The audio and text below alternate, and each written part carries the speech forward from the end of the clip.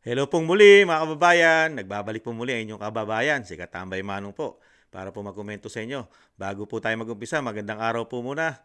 Tanghali, hapon, gabi, madaling araw po sa atin lahat. Saan man sulok ng mundo, tayo naroon. Naway maingatan po tayo. Mga kababayan, ito po, maganda po yung topic natin mga katambay at samahan niyo po ako. Pag-usapan po natin, komentuhan po natin ang isa pong napaagaling na abogado. Ito pong abogado na pag-usapan natin, hindi po ito katulad ng ibang abogado na parang detractors po ng pamilya Duterte. Dahil nga doon po sa isang vlogger na nagba-vlog din po na abogado. Kumukuha na po siya ng desisyon basta sa higab, sa kilos, mga tambay, sa mga sinasabi, mga tambay. Hinuhusgahan na po noon. Pero itong abogado na to na pag-uusapan natin ay napaagaling po sa batas. Ngayon, ano po ang sinabi niya po? Dito po sa nagaganap na hearing sa Quadcom, ginawa niya po ito. Naging mga tangal lang daw po ito. Naging mga mangmang lalo sa batas. Pinakita lang daw po nila na wala talaga silang alam sa ginagawa nila sa Quadcom Committee. Di po ba napakaganda pag-usapan? Umpisahan na po natin kung bakit nasabi po ng isang magaling na abogado na pag-uusapan natin na talagang itong mga congressman o representative kapita-pitagan po sa ating bansa di umano walang kaalam-alam at pinakita na talagang napakahina po nila pagdating po sa batas at sa paggawa ng batas, mga katambay. Ito po, umpisahan na po natin. Pakinggan po natin, mga kababayan. Ako may guilt siya ng krimen. Hindi po trabaho ng legislature yon. Abuso yon. Kaya nga sinasabi, ay, kung gagawin yung parang investigasyon, tatayo ako rito. Di ba sabi ni Pangulong Duterte? Hindi pa, hindi. Titindig ako dito. Bigyan mo muna po ng... Hindi mo ako pinibit, basahin ko before I answer you. Suspended, sir. But this I have not read the affidavit so that I would not be in a position to correctly really to respond to your question. I am at a loss kasi ikaw yung may hawak ng... So you are now trying to investigate me. Para kang investigador. Yung may hawak ka ng affidavit dyan, executed by another person, and you're trying to confront me with the statements made in that affidavit, and you're trying to exact an answer from me. Pagka ganon, maghinto tayo dito. That is not proper. Mr. That President. is not fair. Bago sasabihin pa, you answer yes or no. Yes or no? Davao style. Do not ask me to answer yes or no. You are not an investigator. Mr. Chair, tayo po ay nasa investigasyon kasalukuyan, Yes, Mr. but you Chair. are not an investigator. Why are you asking me to answer Mr. Chair, yes or no? tinatanong ko lang Point of order. Suspended. Hindi mo pwedeng gawin yon. Legislative investigation. Sabihin, aware si Duterte ng gano'n. Eh, syempre, piskal yun eh. Galing. Abogado yun eh.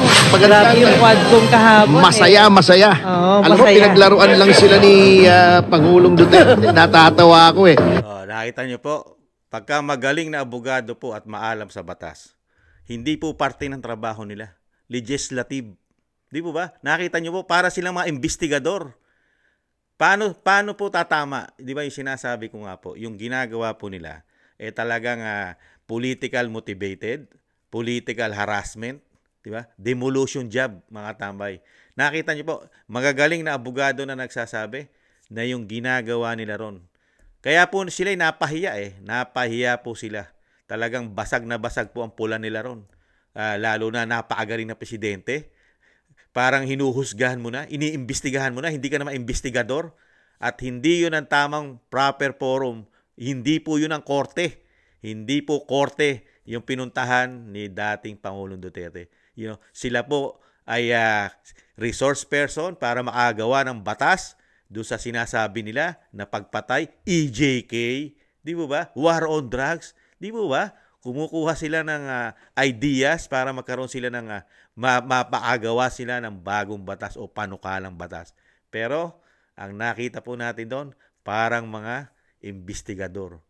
Iniimbestigahan na ang isang dating Pangulong Duterte sa sinasabi po niyang ginawa niya na mali. Ibang klase po, di po ba? Kaya dito po, basag na basag po sila kay Atty. Topacio, mga katambay. Nakakagulat po, di po ba? Hindi po yan alam nila. Bakit? Karamihan po dyan kasi hindi abogado. Hindi po abogado ang mga yan, katulad po ng Makabayang Black.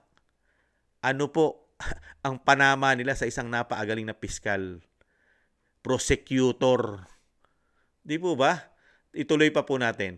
At na malalaman din po natin dito na meron na po silang ginawang batas para dito po sa EJK. Pero nanggugumigil pa rin sila, mga katambay. Nakakatawa, no? Gumawa na sila ng batas. Meron na silang na nagawa. Pero ano pa kayang batas ang gagawin nila? Wala na, di ba? Kung hindi, pabagsakin na lang ang popularidad. Napaka-popular po ng ating Pangulong Duterte. Kahit hindi na po siya Pangulo, mga kababayan. Ipagpatuloy po natin kung paano po ito sabunin at pagtawanan ni Atty. Topacio na sa tingin niya ito'y mga mangmang. Walang alam, mga katambay. Talagang pinakita nila na sila ay walang alam. Ganun na. Hindi, natatawa ko. Bakit nila iniimbestigahan si Pangulong Duterte? Tama. Kung may kasalanan siya sa krimen o hindi. Kaya tinatawanan lang sila eh. Di ba, sinabi na ng hukuman, paulit-ulit na at hindi yata pumapasok sa kukote. Nitong mga nasa Quadcom kasi mahihina ang kukote. Hindi ko malaman kung mahina ang kukote. Ayan, mahihina raw kukote nyo. Yung mga nasa committee ng Quadcom. Paano hindi hina daw ang kukote? Sino pa mga nahan doon? Karamihan doon. Isang convicted ng child abuse. Tapos yung dalawa, si Manuel, si Brosa.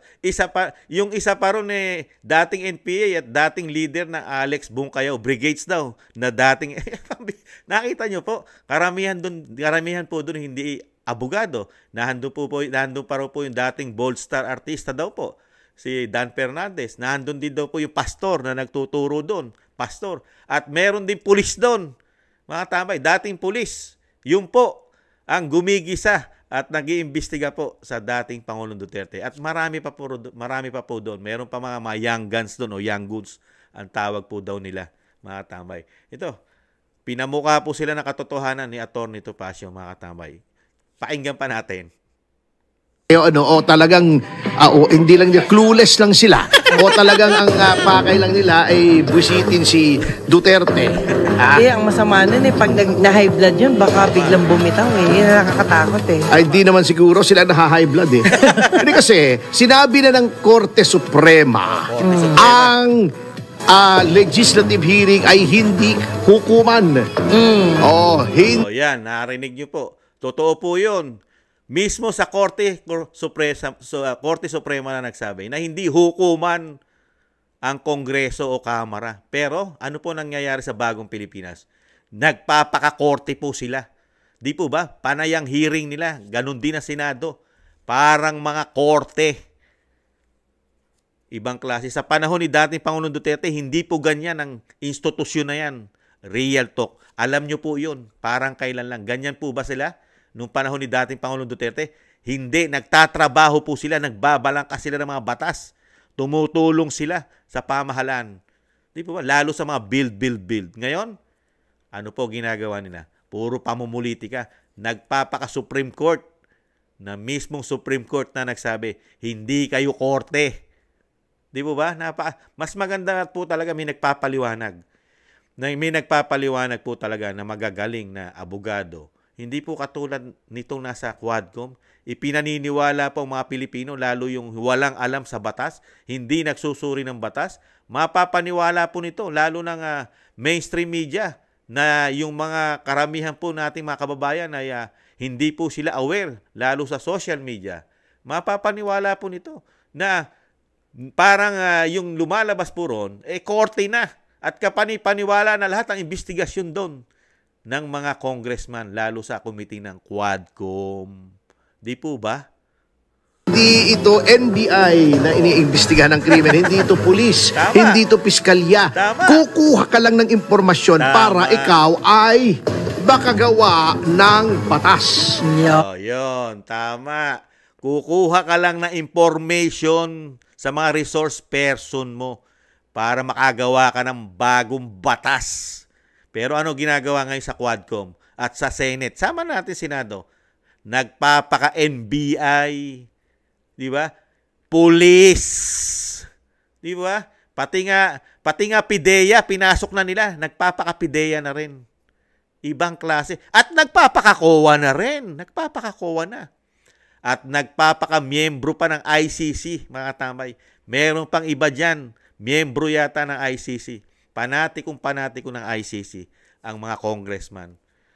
Mga ibang klase, no?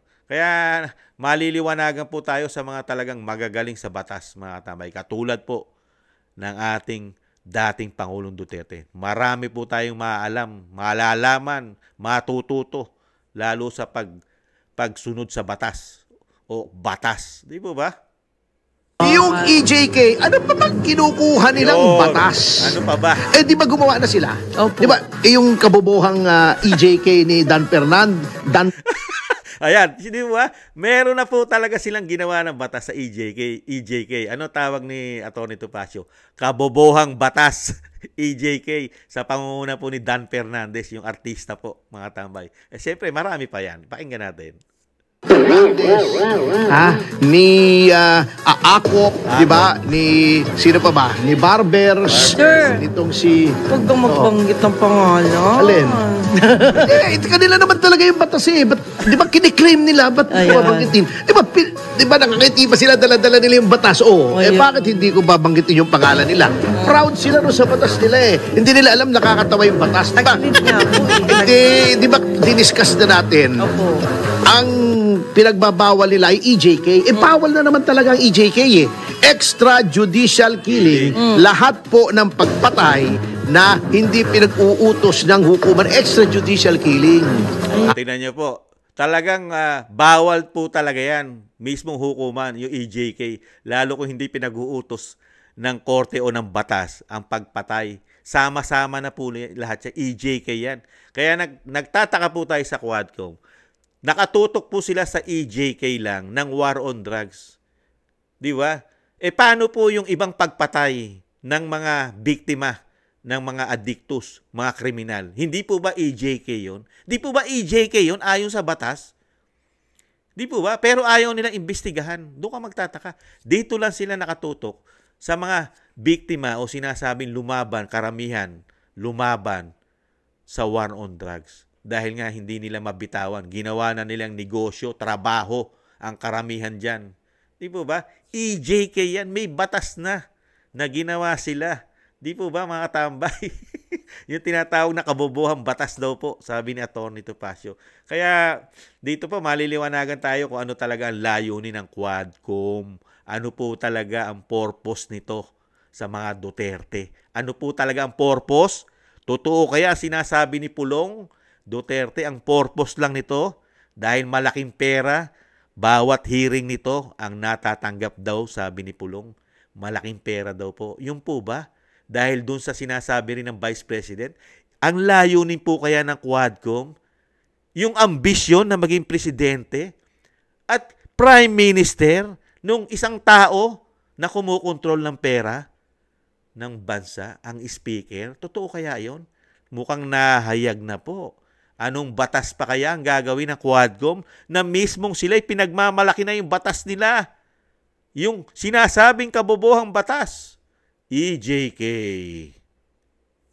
At wala bang batas na nagbabawal sa pagpatay? Meron. Revised Penal Code. Revised Penal Code. Wala bang batas na nagsasabi na kapag public official ay ang gumawa ay maximum penalty, aggravation yan. Pag public official. Pag wala bang batas na nagsasabing pag may reward system ay yan ay murder. Meron na. Revised Penal Code. Aggravated ang homicide. Kumpleto na tayo sa batas. Napakarami na nating batas pagdating sa krimen. Bakit itong Quadcom? Kasi nga, iba ang layunin yata. Hindi para gumawa ng batas. Kumpleto na ang batas. Pinatutupad na ang batas. Kaya dito po, talagang nahayag po ito mga ito. Malapit na po kampanya. Mga kapita-pitagan.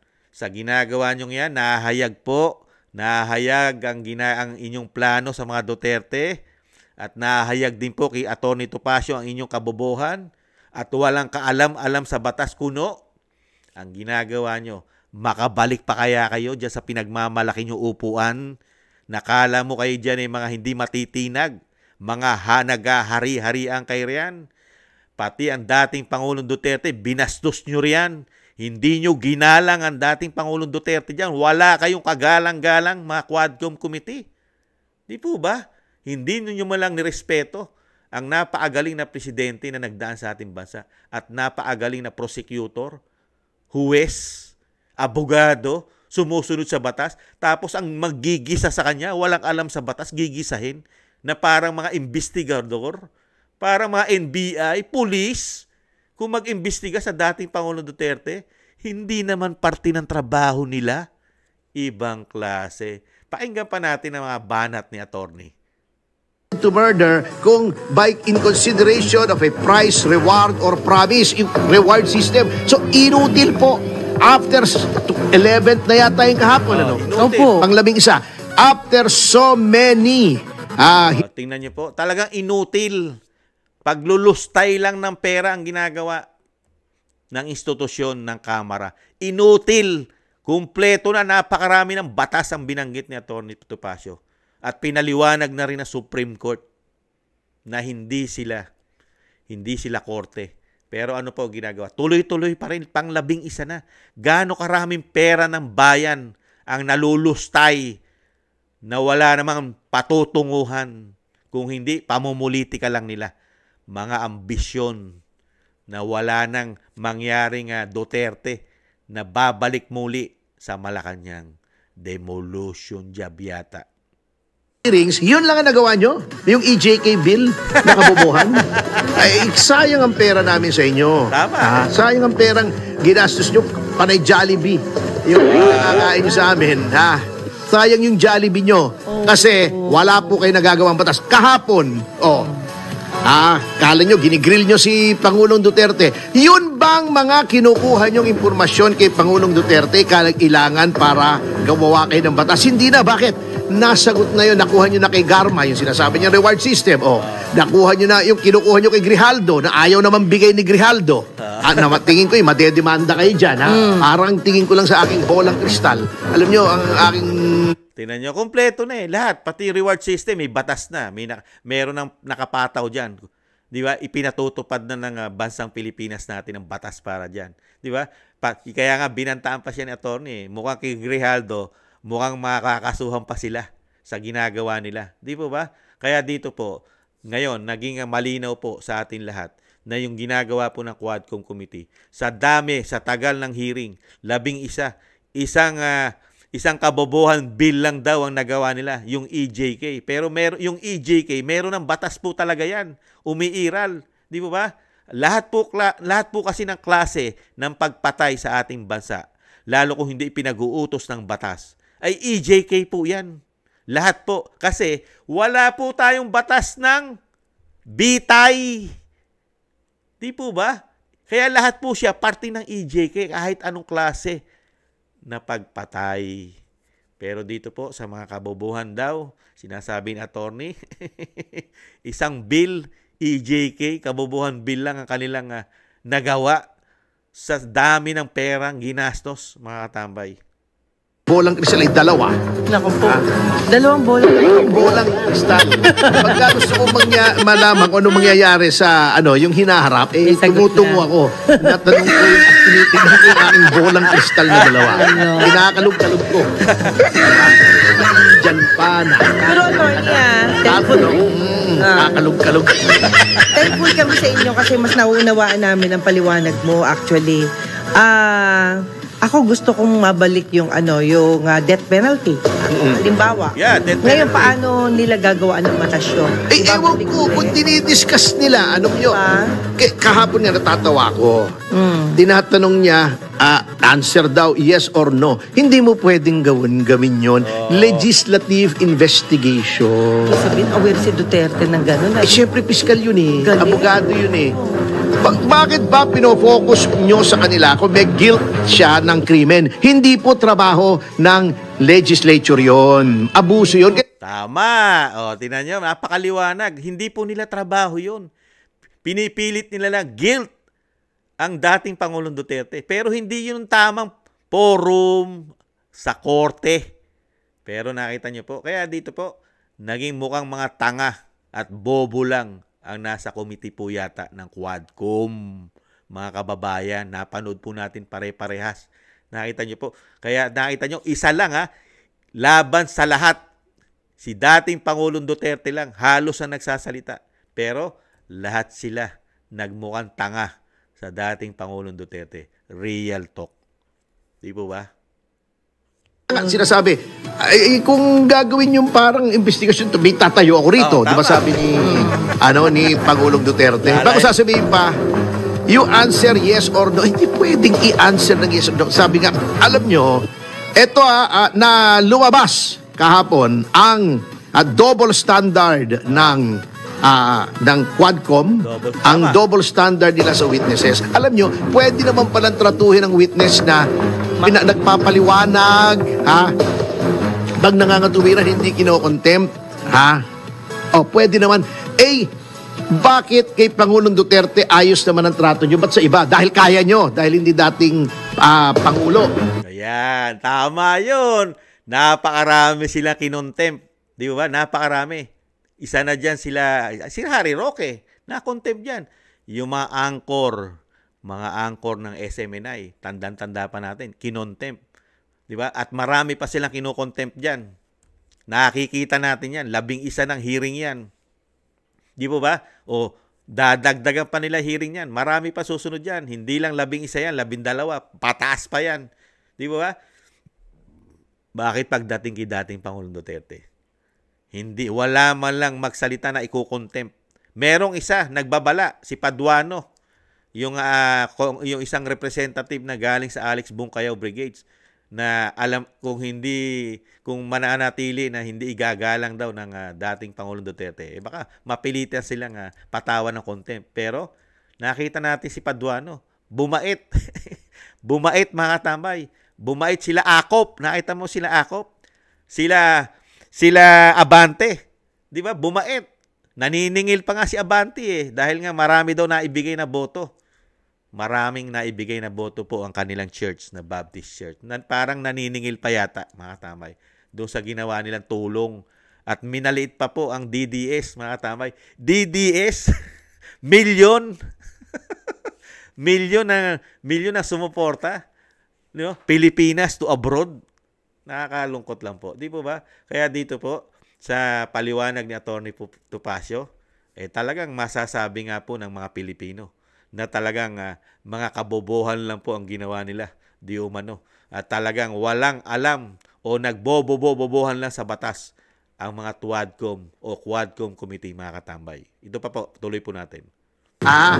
Dahil naalangan kayo. Okay, sasabihin nila, hindi, kasi dating Pangulo yan, entitled to courtesies. Pero may equal protection clause po tayo sa konstitusyon. Every person similarly situated should be similarly treated. Anong similar situation ni Pangulong Duterte sa ibang mga witnesses? They're all resource persons. Okay. So, napakaganda nun. Di ba? Meron po equal. Di ba? Equal. Hindi porkit dati kang presidente. Di ba? Ititreat mo siya ng iba. Di ba? Merong batas pala na equal situation kayo.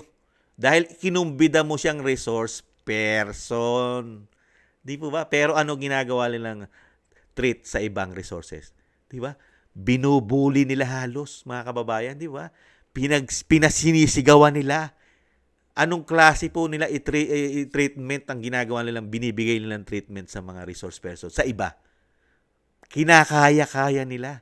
Pero bawal po pala sa batas yun. Nakakalungkot lang, pero hindi nila nagawa ito sa dating Pangulong Duterte. Aside from the Equal Protection Clause, meron po specific na nakalagay sa Constitution, dapat tinatrato with respect at dignity ang resource person in a legislative hearing. Paano naman itatrato, attorney? Kayo alam nyo ang batas. Alam nyo lahat ang batas. Paano nila susundin yung batas ng konstitusyon? Yung nagtatanong, hindi naman abogado. Katulad ni Franz Castro, ni Brosas, ni Manuel. Tapos si Paduano, si Dan Fernandez, si Acop, si Abante, at marami pang iba na hindi abogado nagtatanong. Paano nila ititreat at irerespeto ang mga resource person, Attorney Topacio? Paano? Kaya nga nagising sila eh. Nagising sila sa katotohanan nung halos turuan sila. Nagbigay ng lecture ang dating Pangulong Duterte sa kanila. Di po ba natameme sila? Di po ba? Kaya wag na po tayong umasa, Attorney Topacio, na isusundin po nila yung sinabi po ng konstitusyon, ng batas. Hindi po nila susundin yan. Di po ba? Dahil hindi nga maabogado ang karamihan nasa Quadcom. Attorney. Ito, dating Pangulo, di nyo masigawan. Oh. Pwera lang si Paduano. Ako natatawa nga eh. Hindi, wag daw, dapat daw Tama yun. Si Paduano lang ang tanging nakabulyaw. Paano? Ano asahan natin kay Paduano? Kay Representative Paduano? Dating NPA. At dating Bungkayaw, Alex Bungkayaw Brigades. Mga nag-aambus. Mga pumapatay. Di ba? Karamihan po. Kapulisan, kasundaluhan ang mga tinitira nito. Siyempre, nagpapabayad din yan, mga tamay, sa mga politiko. Binabanatan din yan nung araw, Alex Bungkayaw. Di ba? Bakit yung si Paduano? High blood. High blood lagi. Palagay ko to nung pinanganak to, sumisigaw na eh. Buhay niya sumisigaw. Palagay ko hanggang mamatay ito, sumisigaw to eh. Pinaglihi sa sama ng loob ito eh. May mga sinasabi noon, pinaglihi sa sama ng loob. Ayun. Ito naman si Abante, irrelevant naman. Legislative inquiry, magkukot ka ng pariseyo. Pariseyo. Ito naman si Luistro, nakita pa kami kaninang umaga sa show. By chance. Alam mo, etong si Luistro, kung ikaw ay bobo, akala mo matalino. Pero kung ikaw ay matalino, alam mong siya ay bobo. Kino mo, sinasabi niya, inaano niya ng yung elements daw ng extrajudicial confession, iniisa-isa niya. Extrajudicial confession yan kasi voluntary, yung pag-amin daw ni Pangulong Duterte na siya ay pumatay. Voluntary. Alam niya ang consequences. He is of sound mind. May nakalimutan siya eh. Ang extrajudicial confession po, Congressman Luistro, ay ginagawa during custodial investigation. Hindi po custodial investigation yan. Yan ay legislative hearing. Ayan, patay. sa tamang proseso. Kaya hindi mo maisahan si dating Pangulong Duterte kahit sabihin niya na marami siyang pinatay ron. Hindi pa rin yun ang tamang proper forum. Hindi pa rin doon ang investigasyon na gusto nilang malaman o sinasabi na pagbintangan na umamin ng pagpatay. Tama po ba? May karapatan po ba sila maghusga at maghatol? Wala. Ang kailangan lang po nila, ang trabaho lang nila, legislative. Maghanap, gumawa, kumuha ng idea para gumawa ng batas. Boom! Kaya tama yung sinasabi ni Atty. Topacio eh. Yung masasabi mo yung tao na hindi naman tanga, pero nagiging tanga, nagiging bobo. Yung bobo naman, nagpapakatalino naman. Tama po yun. Di mo ba? Ano sinasabi mo? Besides, tignan nyo yung pinagsasabi nyong nangumpisal si Pangulong Duterte. Sino bang sinabi niyang pinatay niya? May tao ba? Wala po. Wala pala eh. Ayan. Parang libel yan. Pag hindi ma-identify kung sino yung tinutukoy mo, ay hindi libel. Dapat may identity. Pinatay ko si ganito. Halimbawa, pinatay ko si... Kaya nga, mayroon ba binanggit si dating Pangulong Duterte? Wala. Pinatay ko, mga drug lord. Ano ginagawa ng isang bobong nagpapakatalino? 'Di ba? Merong bobong nagpapakatalino ayon kay Atty. Topacio. Si Franz Castro, 'di ba? Pilit kinukuha ang pangalan. Sino raw ba yung mga drug lord? Mga high profile na drug lord na pinatay. Ganon din po si Brosas, nagpapakatalino na bobo. Paano ibibigay ni dating Pangulong Duterte yung? Bobo ba si dating Pangulong Duterte? Sige nga, unang-una, hindi na makaikorte para ibigay dyan sa inyo kung totoo man ang sinasabi ni dating Pangulong Duterte. Gagawa na kayo ng batas. Kinumbidan nyo siya para makagawa kayo ng batas katulad ng ginawa nyong batas. Yung kabobohan bill ng EJK, kabobohan daw na batas ayon kay Atty. Topacio. Kaya sunog na sunog itong mga kababayan eh. Congressman Paduano, sinabi ko, alam mo, may pumatay kay Congressman Paduano, wag naman sana, ha?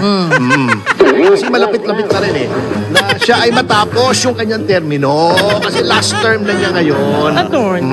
Di ba, malapit na matapang. Siguraduhin mo. Siyempre, humihinga naman ako. Oh, Okay, di ba? okay, Malapit okay. na matapos yung kanyang term of office. Si Paduano. At saka isang araw yan eh, puputok yung ugat niya sa ulo eh. Tsaka si Nakakahihiyaw niyan eh.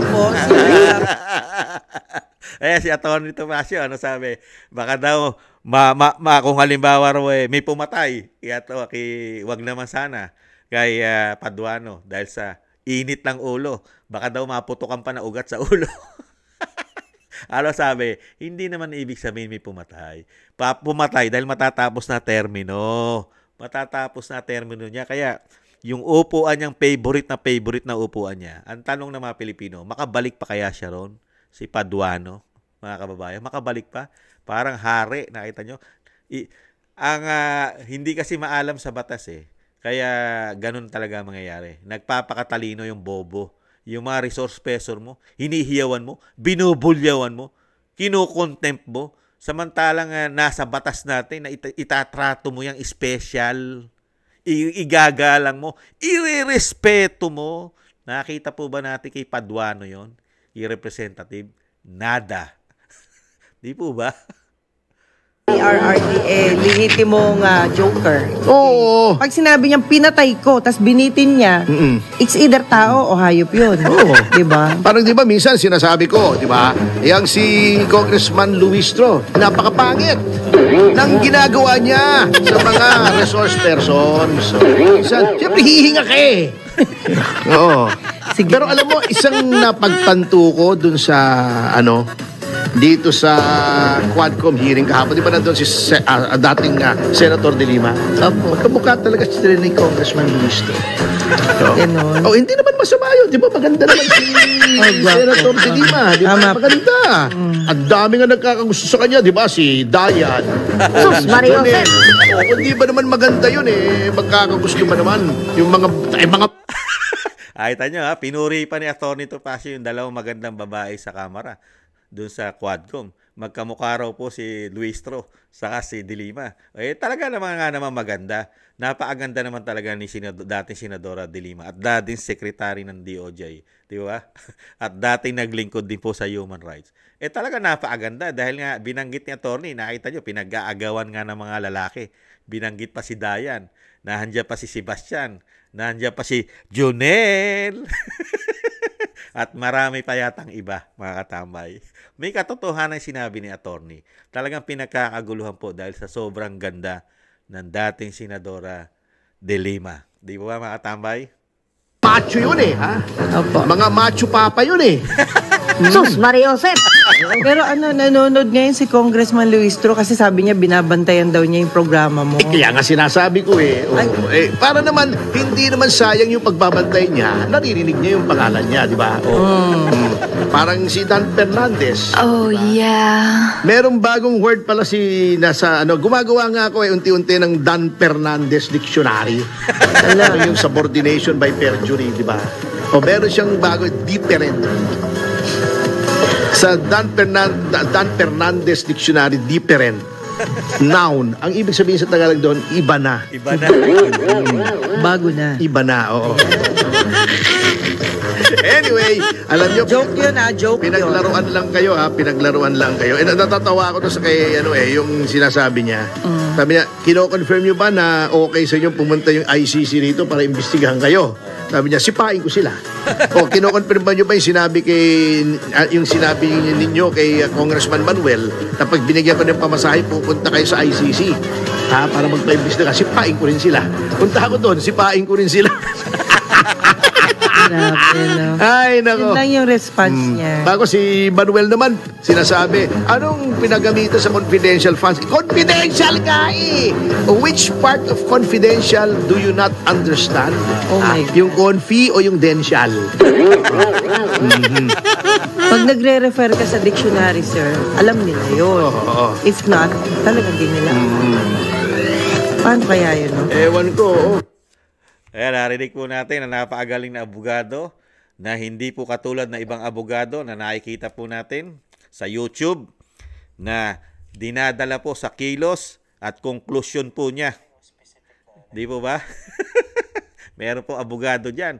Saka yung mga nag-a-analysis, mga nag-a-analysis po. Napakagagaling po, no? Kala mo alam na alam mga batas.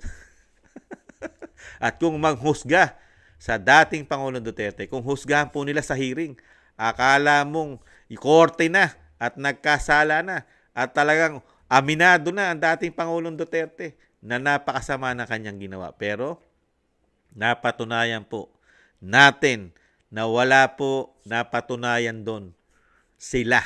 Dahil una-una, hindi po yung korte. At wala rin po napatunayan ang mga Pilipino na marami po silang ginagawang batas diyan sa sinasabi nilang EJK. Anong mga batas? Maniniwala lang ako. Di ba sinabi ko po, mas maniniwala ako na ang gagawin nila diyan, bubuhayin nila, ibabalik nila ang death penalty. Ginagawa ba nila?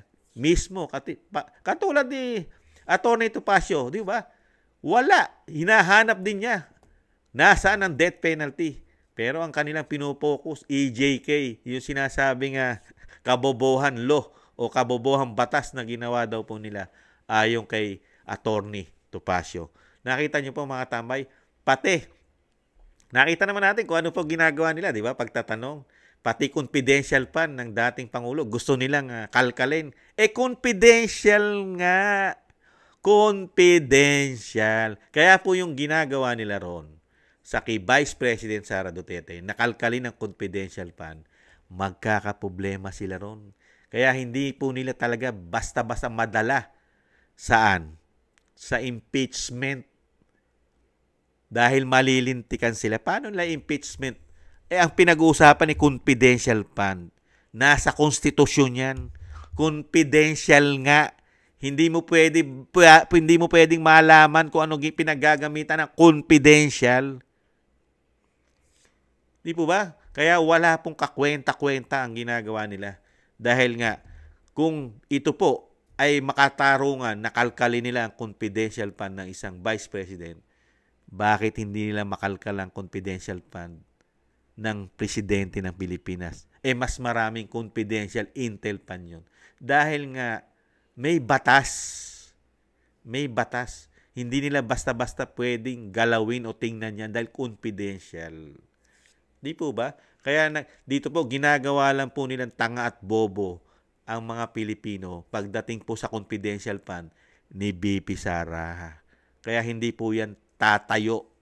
Mahihirapan silang tumayo yan para maging cause o sinasabing ground ng impeachment. Confidential.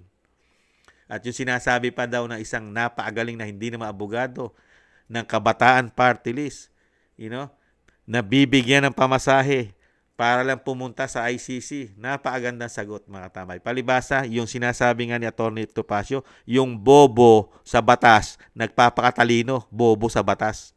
Ayun, ano sabi ni? Puro sisipain sila. Sisipain ko kayo. Sisipain lang nila, mga tambay. Ibang klase. Ay, nako. Ito, panoorin po muna natin bago po tayo magtapos. Kung gaano po kapopular kahit hindi na po Pangulo ang dating Pangulong Duterte. Napakapopular po sa ating bansa. Ibang klase po ang kanyang popularidad ang Duterte dahil sa kanyang nagawa sa ating bansa. Napakarami niya kasing ginawa. Lalo sa mga normal na mga Pilipino, mga sumusunod sa batas, na pagtanggol niya, nabigyan niya ng seguridad ng 6 na taon. Pero ngayon, excuse me po, ngayon ano po ginagawa ng mga detractors niya, mga walang utang na loob sa dating Pangulong Duterte, mga katambay. Ito po, panoorin po natin. Konti lang po. Tingnan po natin gaano kapopular ang isang pangulo.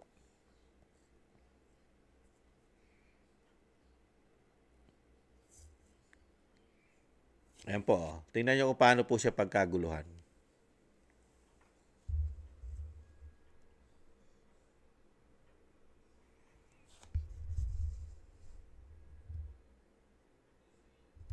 Yan po yung kaganapan po nung pumunta po siya ng Congress. Hanggang labas po yan, mga kababayan. Hanggang labas po ng Kongreso. Talagang nahandun po ang kanyang mga taga-suporta. Yan sa loob na po yan, mga kababayan. Sa loob, pinagkaaguluhan po siya. Tapos kung ginawa po nila, mga kababayan, na ang dating Pangulong Duterte ay pinatawan po nila ng contempt, lalo ni contempt boy, si Paduano, malilintikan po ito. Mga tambay, malilintikan po sila. Baka mag-aklas po ang ating mga kababayan kung iko-contempt po nila ang dating Pangulong Duterte. Yan po, pinakaaguluhan po yan. Yan po, sa lobby pa lang yan ng Kamara, lobby. Wala pa sa loob yan, mga kababayan. Pero nakita nyo po, ang tao, ibang klase. At napakarami. Pinagkaaguluhan po talaga siya. Di ba? Nandun yung suporta. Kahit sabihin mo, napakarami po dyan, politiko, nasa loob, sinusuportahan po siya. Hindi naman po lahat ng politiko ay nakasuporta po sa Bagong Pilipinas ng speaker. Mga kababayan, hindi po lahat ng politiko ay nakuha po ng Bagong Pilipinas, lalo po ng speaker ng Kamara. Ang nakuha lang po doon, yung tumatanggap po ng sweldo yata. Yung may sinasabi po na meron po yatang kinsenas katapusan. Lalo po daw yung sa hearing. Malaki raw po bayaran doon ayon kay Pulong, mga katambay. Kaya yan po, pinakita lang po natin, mga katambay. At sinasabi nga po natin, hindi lahat ng congressman representative ay hawak din sa leeg. Karamihan lang po dyan, hindi kumikibo. Dahil nga po hawak sila sa leeg. Lalo sa budget, hawak sila ng isang tao o dalawang tao. Kaya po sila nananatiling tahimik. Pangalawa, hindi naman sila bibigyan ng committee. Kahit gusto nilang mag-imbestiga at gusto nilang magpasa ng batas ng drug, kamukha ni Pulong, gusto niya ipasa ang drug law, magkaroon na ng batas para sa mga magpapat-drug test ng mga politiko. Pero hindi po ito inaprubahan dahil kailangan po niya ng majority vote sa Kamara para umusad yung kanyang batas. Sino malilintikan pagka yun naging batas? Sino po ba mga may issue ngayon ng droga? Unang-una po ang First Family. Ayon kay Cathy Binag, di po ba, mga tambay? paano isusulong yan sa Bagong Pilipinas? Mangyayari lang yung batas na yan ni Pulong pagka presidente na si Sara Duterte. Di po ba, mga tambay? Kaya po, mga tambay, napakasarap po ng talakayan at marami po tayong natutunan ng tamang batas. Hindi batas sa Kamara, hindi batas na pinaiiral po sa Quadcom Committee. Wala po tayong makukuhang tamang batas na paggamit ng batas. Nagpapakabatas lang po yata sila ron. Nagpapaka-Supreme Court na hindi naman nila sila yon. Di ba? Kaya dito po, yung sinabi ni Atty. Topacio, malaking kahihiyan lang po ang inabot ng Quadcom. Lalo po yung sinasabing, yung hindi nila alam halos ang proseso ng batas. Napahiya lang sila. Kaya nga lang, talagang ganun Ang talo po dito, mga kababayan, ang talo tayo. Ang talo, ang agrabyado tayo. Sa dami po ng ginagastos po nila ron, nabanggit nga, pati pa Jollibee, pinapakain. Biri mo, isang damukal na araw-araw na gastos nila ron. 11 mahigit na ang hearing. Ganong pera ang inuubos niyan na wala namang kakwenta-kwenta. Ang ginagawa nilang hearing, wala rin silang maibigay na maraming batas na magagawang batas tungkol sa EJK, War on Drugs, dahil kumpleto na tayo. Marami ng batas, lahat meron na. Isa na lang po ang dapat nilang gawin na hindi naman nila tinututukan, ibalik ang death penalty. Yun na lang. Kaya lang, yung sinasabi nga natin, kailangan lang nila exposure para pabagsakin dahil planado yata at kailangan pong magkaroon ng Prime Minister yung ambisyoso at maging presidente yata ang gusto na hindi naman siya tinatangkilik ng mga Pilipino. Kaya kailangan pabagsakin ng isang Duterte na napakalaking nakukuha, popular, napaka-popular, lalo sa boto sa mga Pilipino. Muli po mga tambay, maraming salamat po. At maraming salamat din po kay Attorney Topacio. At nabigyan po tayo ng tamang kaalaman sa batas. Hindi po katulad sa Quadcom. Muli po, maraming salamat po sa mga gusto po ng ating maliit na Tambayang Makabayan sa YouTube at TikTok. At ganun din po sa mga nagla-like, share, and subscribe at comment. Maraming salamat po mga tambay. At hindi po kayo nagsasawa na samahan ng inyong lingkod. Sa muli po, paalam. Bye-bye.